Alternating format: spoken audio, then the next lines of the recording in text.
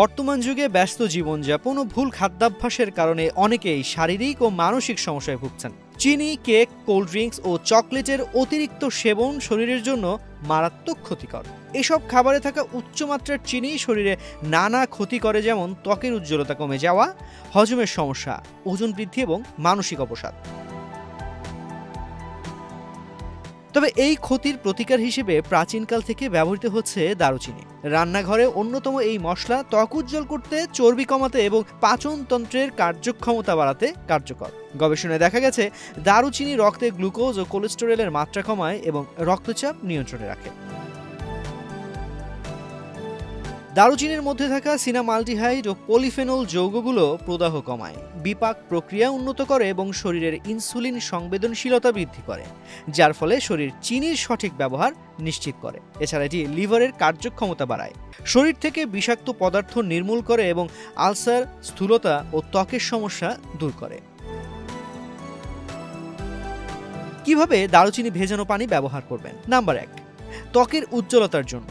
শুষ্ক ও ব্রণপ্রবণ ত্বকের জন্য 1.5 কাপ পানিতে একটি ছোট দারুচিনি, কয়েকটি জাফরান ও 1 থেকে 2টি শুকনা গোলাপের পাপড়ি নিয়ে কম আঁচে 10 মিনিট ফুটিয়ে ছেঁকে নিন। সকালে খালি পেটে গরম অবস্থায় পান করুন।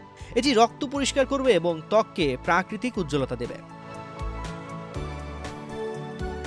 নাম্বার 2, রক্তে শর্করার ভারসাম্য রাখার জন্য। যাদের চিনির প্রতি আকাঙ্ক্ষা বেশি বা ডায়াবেটিসের ঝুঁকি রয়েছে, তাদের জন্য এটি দারুচিনি, 1 থেকে 4 চা চামচ মেথি বীজ, 3 থেকে 4টি তুলসী পাতা ও 1.5 কাপ পানি নিয়ে 10 থেকে 12 মিনিট ফুটিয়ে সকালে খালি পেটে পান করার পরামর্শ দেওয়া হচ্ছে।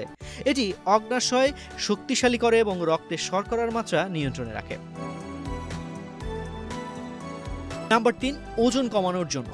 পেট ভারী বোধ করলে বা ধীরে ধীরে ওজন বাড়লে একটি দারুচিনি, 1 বা 2 চা চামচ শুকনা আদা গুঁড়া, সামান্য লবণ, 1 চিমটি গোলমরিচ ও কয়েক ফোঁটা লেবু 2 কাপ পানিতে ফুটিয়ে অর্ধেক পানি রেখে ঠান্ডা করে লেবু মিশিয়ে বিকেল বা সন্ধ্যায় ধীরে ধীরে পান করতে পারেন। এটি হজম শক্তি বাড়িয়ে মেদ কমাতে সাহায্য করবে।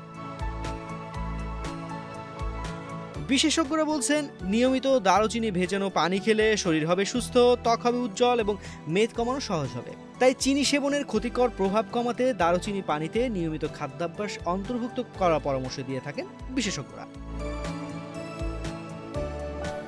তো আজ এ পর্যন্তই।